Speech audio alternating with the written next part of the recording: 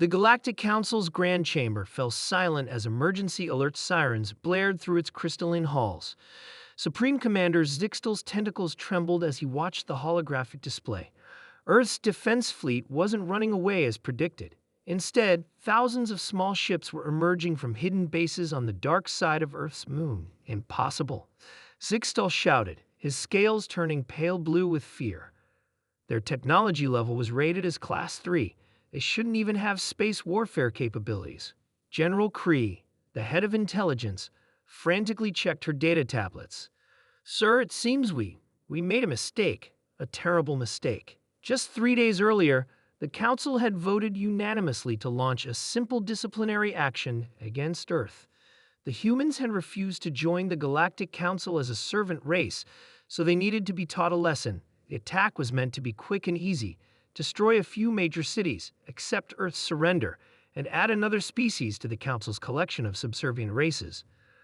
But now, watching the tactical display, Zixtal realized just how wrong they had been. The human ships were small, barely a quarter the size of the Council's mighty battlecruisers. But they moved with impossible speed and precision, darting between laser fire like insects avoiding raindrops. Their weapons weren't the expected primitive nuclear missiles. They fired strange pulses of energy that seemed to ignore the Council ship's shields completely. Sir, a junior officer called out, we're detecting quantum signatures from the human vessels. They're using fold space technology. Zixtal's second heart nearly stopped. Fold space tech was theoretical, something the Council's best scientists said was centuries away from being practical. Yet these primitive humans had somehow mastered it. On the main screen, a human ship no bigger than a transport vessel suddenly vanished, only to reappear inside the shields of the Council's flagship. Its energy weapons carved through the massive ship's hull like it was made of paper. How? Zixtal demanded. How did we miss this? General Kree's voice was quiet. Sir, reviewing our intelligence, seems the humans knew we were watching them. Everything we saw, their primitive space program, their reliance on chemical rockets, their divided nations, it was all a show, a masterful deception. The emergency sirens grew louder as more reports flooded in. Human ships were appearing throughout Council space, striking military installations and shipyards with surgical precision. They weren't targeting civilian areas or non-military targets, a mercy the Council hadn't shown in their initial attack on Earth. A communication request flashed on the main screen. After a moment's hesitation, Zixtal accepted it. The human who appeared was wearing a simple blue uniform with minimal decorations. She looked elderly by human standards, with gray hair and lines on her face that spoke of decades of experience. I am Admiral Sarah Chen of the Earth Defense Force, she said calmly. I believe now would be a good time to discuss terms of surrender. Yours, not ours. Zixtal's tentacles curled in shock. You dare. We dare quite a lot, actually. Admiral Chen interrupted.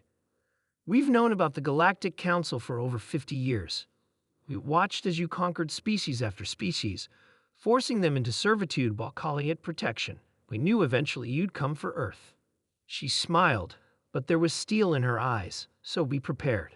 We let you see what you expected to see. A divided planet full of squabbling nations more interested in posting cat videos on the internet than reaching for the stars.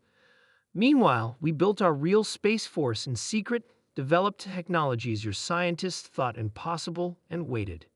But why? General Kree asked. If you have this capability, why not join the Council as equals?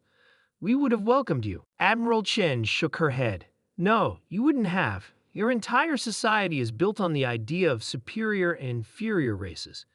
You wouldn't have accepted us as equals any more than you accepted the Proximans or the Centaurians as equals. So we chose to wait until you showed your true colors. On the tactical display, more Council ships were falling to the human attack. Their weapons and tactics were unlike anything in the Council's military doctrine, making traditional defenses useless. Here are our terms, Admiral Chen continued. First, the Galactic Council will immediately free all servant races and recognize their independence. Second, you will provide reparations to all worlds you've attacked, including Earth. Third, you will submit to oversight from a new galactic assembly, one where all species have an equal voice. Zixtal wanted to refuse to fight back, but the tactical situation was clear. Somehow, impossibly, Earth had outmaneuvered them completely. If we refuse? He asked, already knowing the answer. Admiral Chen's expression remained neutral. Then we continued demonstrating why it's a bad idea to underestimate humanity. We've only deployed about 10% of our fleet so far. Would you like to see what happens when we get serious? The council chamber erupted in panicked discussion. Humans weren't supposed to be like this. They were supposed to be primitive, divided, easy to conquer. Instead, they had revealed themselves to be possibly the most dangerous species the council had ever encountered. As Zixtal prepared to accept the humans' terms, he couldn't help but wonder what other surprises Earth had in store. One thing was certain, the galaxy would never be the same. Looking at Admiral Chen's confident expression, he realized that maybe that wasn't such a bad thing after all. Perhaps it was time for the old order to end and a new era of true galactic cooperation to begin.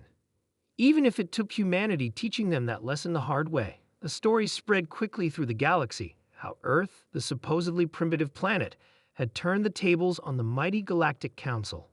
How humans had hidden their true capabilities for decades, waiting for the right moment to strike. How they had chosen to use their victory not for revenge, but to free other species and create a more equal galaxy. In the years that followed, pulling an Earth became galactic slang for completely surprising an overconfident opponent, and in the newly formed Galactic Assembly, representatives from formerly enslaved races would often glance gratefully at the human delegates, remembering how Earth's carefully planned deception had won them their freedom. It was a powerful reminder that appearances could be deceiving and that underestimating humanity was always a dangerous mistake.